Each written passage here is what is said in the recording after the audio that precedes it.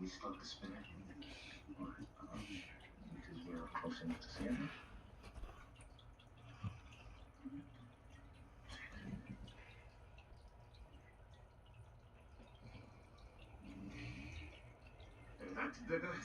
That's a wormhole.